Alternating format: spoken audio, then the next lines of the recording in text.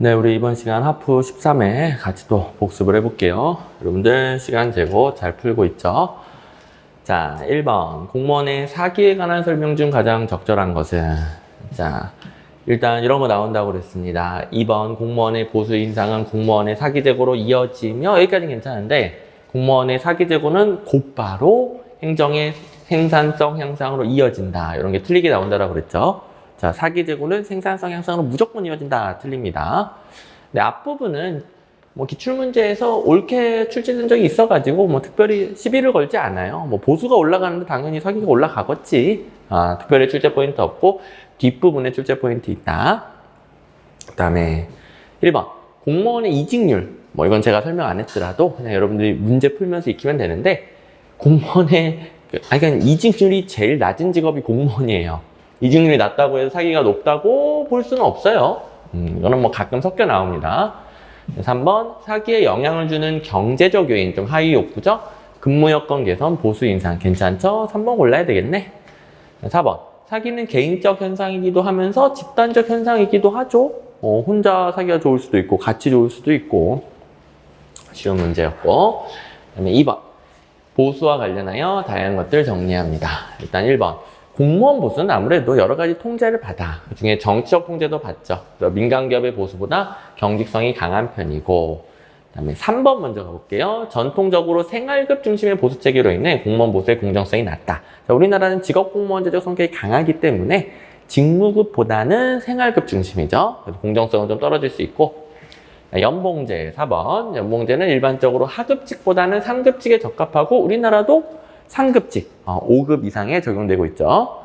2번, 연봉제의 종류 요새 좀 내고 있는데요.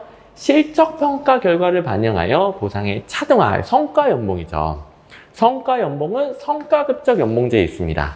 고정급적 연봉제만 성과연봉 부분이 없죠. 성과급적 연봉제 혹은 직무성과급적 연봉제, 두 개, 성과급적 이게 들어가는 데 다 있죠. 그 다음은 2번.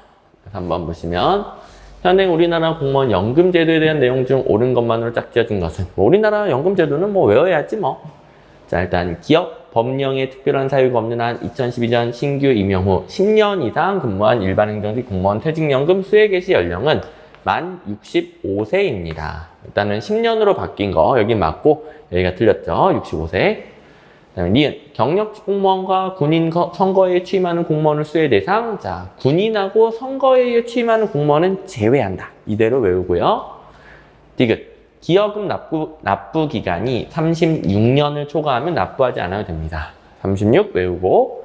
퇴직급여 산정에 있어서 소득의 평균 기간은 재직기간 전체. 이건 맞죠? 그래서 기역, 니은, 디귿 틀리고 리을만 맞네요. 자, 단순 암기 문제였고. 4번, 공무원 노동조합 설립 운영에 관한 법률, 뭐 이것도 뭐 단순 암기지 뭐. 1급. 1급이래. 이거 설명하다가 마음이 급했네. 1번, 6급. 이야, 외우기로 했죠. 뭐 나머지는 제대로 안 해도 돼요. 6급 이하, 6급 이하에 적용됩니다. 2번, 예외적으로 인사 보수에 관한 업무 등 노동조합과의 관계에서 행정기관의 입장에서 업무를 수행하는 공무원은 가입할 수 없어요. 자, 원칙은 6급 이하인데 예외 4종류가 있었죠? 4종류를 정확히 외우진 않더라도 예외가 있다와 다른 공무원을 관리 감독하거나 노동기관, 노동조합을 상대해야 되는 그런 공무원들 안 된다고 그랬죠. 3번. 근무 조건과 직접 관련된 사항에 대해서 교섭할 수 있어요. 정책 결정에 관한 사항 등 근무 조건과 직접 관련되지 아니하는 사항에 대해서는 단체 교섭을 할 수 없다. 이런 식으로 나온다고 그랬죠. 4번. 단체 교섭이 결렬된 경우에는 중앙노동위원회에 조정을 신청합니다. 단체 행동이 안 되잖아요. 단체 교섭까지 하고 실패하면 조정 신청을 중앙노동위원회에 하고 30일 이내에 조정 신청이 완료되면 되겠습니다. 5번. 다음 중 행정권의 오용이 아닌 것은 요거는 그냥 특정 대학 교수님 교과서에 오용행위 5개 이것만 가지고 내는 거라고 그랬죠? 그대로 정리하면 됩니다. 1번. 공무원들이 고속도로 통행료를 착복하고 영수증을 허위 작성한다든가 공금기금의 횡령, 명백한 불법, 이건 부정행위라고 하고 2번. 공무원이 민원인의 요구에 대응하기 위해 부여된 재량권을 적극적으로 행사하는 건 잘하고 있는 거예요. 근데 적극적으로 행사하지 않는 것을 무사한 일, 복지부동이라고 하죠. 2번, 내용을 반대로 말했네요. 3번, 공무원들이 친구 또는 특정 정파에 호의를 베풀거나 자신의 경제적 이익을 위해 어떤 결정을 내리는 비윤리적 행위. 자, 부정행위는 명백한 불법, 호의 정도, 이익을 도움을 주는 정도, 비윤리적 행위. 4번. 공무원이 피규제 기관에게 포획되어 규제 관련 법률을 특정 집단에 유리하게 편향적으로 해석한다. 법률의 편향적 해석. 하나 안 나온 게 실책의 은폐죠. 실책의 은폐는 말 그대로 자기 잘못을 덮어버리는 거. 6번. 공무원 부패의 원인에 대한 접근 방법 쉽죠. 자, 이름에 있어. 시장 교환적 접근. 이건 정경유착이에요. 정치 엘리트와 경제 엘리트가 서로 교환합니다. 이건 성장 이념의 합리화에 근거하여 정치와 경제 엘리트의 야합. 정경유착이죠. 우리나라 뭐 경제 성장을 위해서 이런 일이 있었다고 강의 시간에 예를 들어줬죠.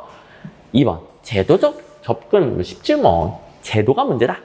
법과 제도상의 결함이나 운영의 미숙. 3번. 4번을 먼저 볼게요. 체제론 하면 모든 게 복합적으로 작용한다. 관료 개인의 문제도 있고 제도 문제도 있고 사회문화 환경 문제도 있고 복합적 작용 체제론. 하나 안 나온 게 이 개인의 문제. 개인의 문제는 도덕적 접근.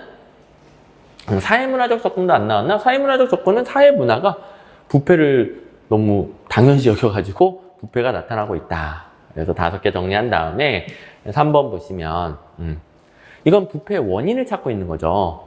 그래서 사회적 관습이 부패에 영향을 준다 이런 식으로 부패가 종속 변수고 독립 변수를 찾고 있는 거예요.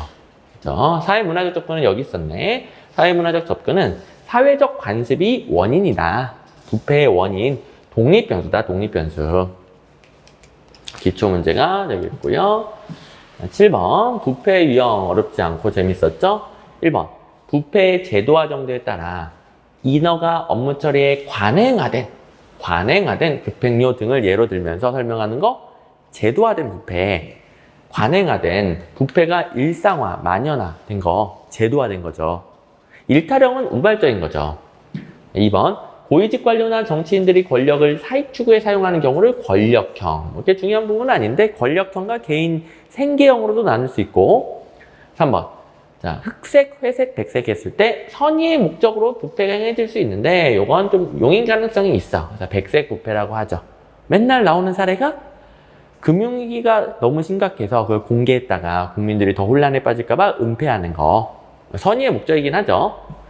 4번 뇌물을 주고받음으로써 금전적 이익을 보는 사람과 이를 대가로 특혜를 제공받는 사람 간에 발생하는 부패. 거래가 있네. 뇌물 받고 특혜 주고 거래형 비거래형 부분에서 거래형 유형 구분 문제 풀어주시면 되겠습니다. 잘 나온다고 그랬죠. 그 다음에 우리나라 공직윤리 관련 제도들이 어떤 법률에 있니? 이거 잘 나오죠. 국가공무원법에서 규정하고 있는 거 물어봤는데 국가공무원법에 있는 걸 다 외울 필요는 없고 공직자윤리법 외워야 되고 이건 제일 잘 나오고 부패방지법에 뭐 있는지 외워야 되고 부정청탁금지법이 3가지가 제일 중요하다고 그랬죠? 자, 국가공무원법은 대충 보는 것이고 2등 공주 선퇴 공직자윤리법 퇴도 있네. 퇴직공직자 취업제한 공직자윤리법 내부고발자 보호 부패방지법 지우고 남은 것이 국가공무원법에서 규정하는 거. 그래서 기역, 리을, 미음 틀린 거 1번 골라주시면 되겠죠. 그 다음에 9번 예산의 원칙과 설명에 대한 예외가 바르게 짝지어진 것은 자 일단 이 문제는 A, B가 무슨 원칙일지 고르는 것은 쉬울 거예요.